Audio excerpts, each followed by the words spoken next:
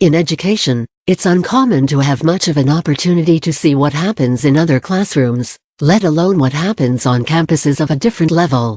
Yet everything done in one level is built upon all that has happened before it, and each new level provides a foundation for the next.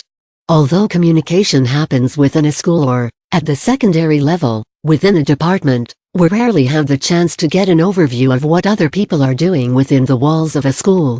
It's important to have an idea of what our students have experienced before and what they will be experiencing in the future, so we thought we'd start a new series in which we summarize what happens in the classrooms at different levels. We also want to explore what the day-to-day experiences are of office staff members, administrators, librarians, bus drivers, and substitutes. We want to offer you a window into the world of paraprofessionals and custodians, because our schools could not operate without people in each of these vital roles. Our purpose is to create opportunities for communication at all levels of education. We also want to take some of the mystery away from moving from one level to another when teachers or others want to make a career change. So this is the first in that series. Here is what happens in pre-K ages in pre-K. Students entering pre-kindergarten are 4 years old. Although children in PPCD, preschool programs for children with disabilities, the Early Childhood Department of Special Education, can be as young as 2, depending on the diagnosis and severity of their physical, mental, or cognitive challenges. General education students usually begin at 4 and turn 5 during the school year or the next summer. What pre-K is not. If you want to make a pre-K teacher really mad, call his or her vocation daycare or babysitting. These educators, in most states, have to have just as much education and occasionally more to teach pre-K as one would in any other level, including high school.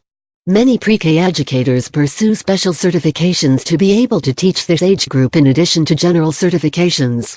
Pre-K teachers have state and national standards to adhere to that are just as rigorous as any other level, and many of their students have only been potty trained for 2 years at most, although the truth is that every year there are some that actually aren't potty fully trained yet. For this reason, most pre-K classes have in-class bathrooms. Daycares may have a curriculum, but pre-K is a public school program. Many students have to qualify financially, or show some other documentation to prove that they are at risk in order to qualify for pre-K. Pre-K is also not Head Start, which is a similar program in many ways but has different funding, as well as different goals and requirements for students and families. Head Start programs also have different professional development requirements. Surprisingly for some, pre-K is distinctively not kindergarten. Pre-K students may advance to the level of kindergarten, just as students in any grade level can be advanced, but pre-K is focused on slightly different developmental knowledge and skills. Although 4 and 5-year-olds are similar in many ways, their physical, mental and emotional development are significantly different, especially in children who qualify for pre-K programs. Why is pre-K important?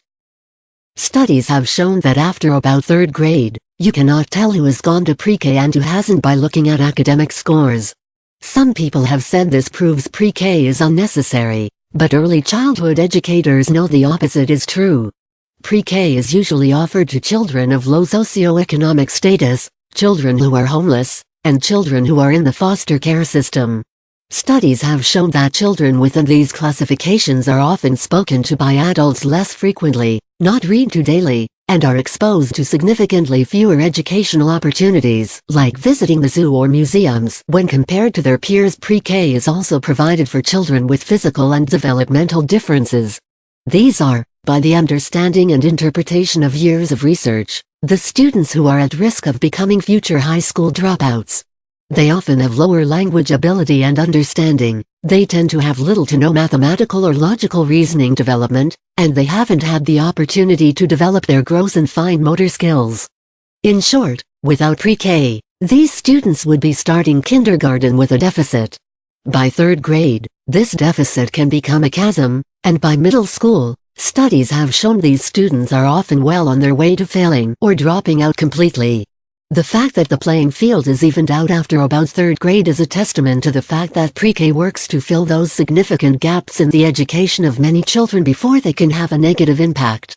Early intervention is vital to student success in so many learning differences. Daily life in pre-K.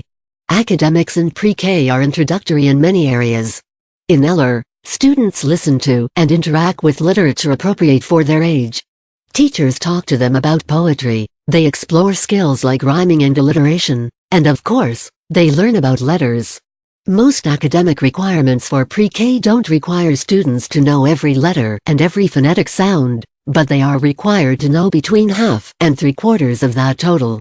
Pre-K students learn about naming words, nouns, doing words, verbs, and describing words, adjectives and adverbs, although they are not yet required to know the names of each classification yet. They learn about capitalization and punctuation, so if your 10th graders tell you they've never had anyone tell them to begin sentences with capital letters, offer to call their pre-K teacher and ask about that. Writing is introduced in pre-K beginning with general lines and shapes. Since many pre-K students have not had the opportunity to use and build muscles used in writing, they do a lot of activities requiring gripping, grasping, twisting, and turning from the fingers, wrist, and elbow. By the end of pre-K, students are generally able to write their names and a few other words. Students do finger plays, sing songs, play games, and do many activities that build fine motor skills, gross motor skills, and their core muscles so they can sit up and control their torsos.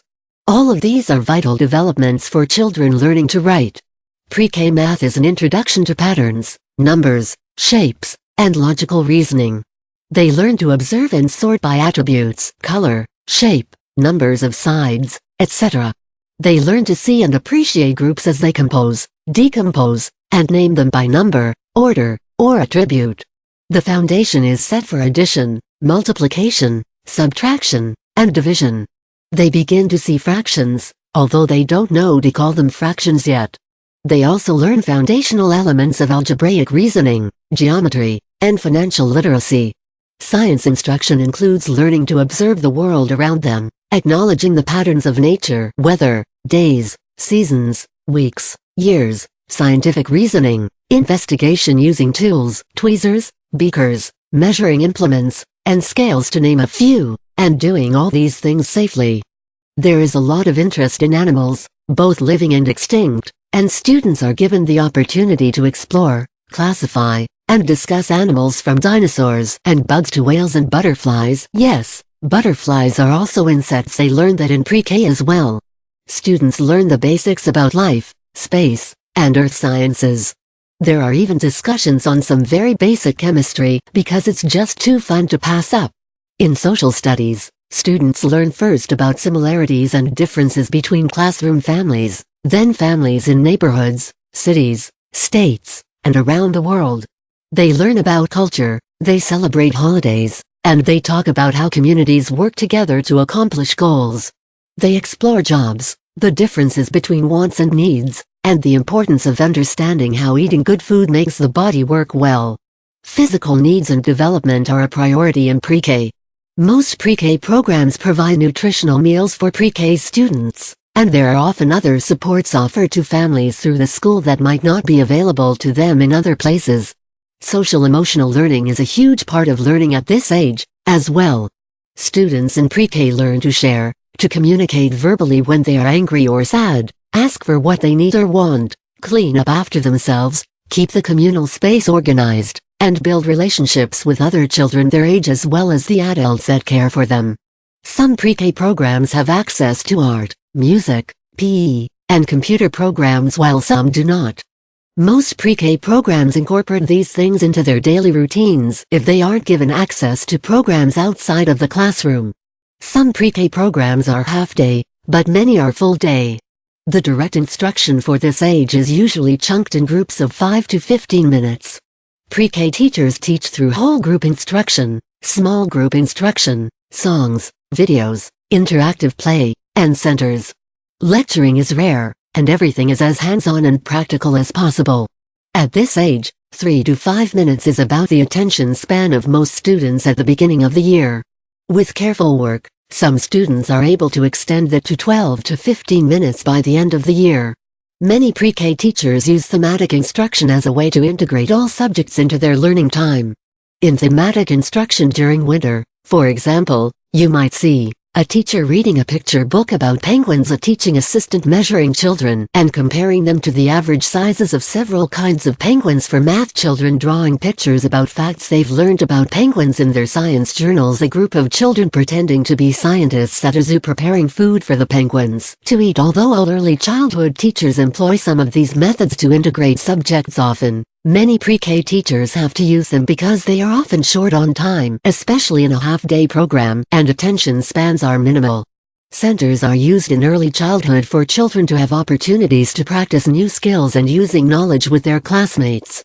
There are some centers that focus on building social skills along with new understanding. It may look like just play, but it's organized and thoughtfully arranged to accomplish student goals and standards.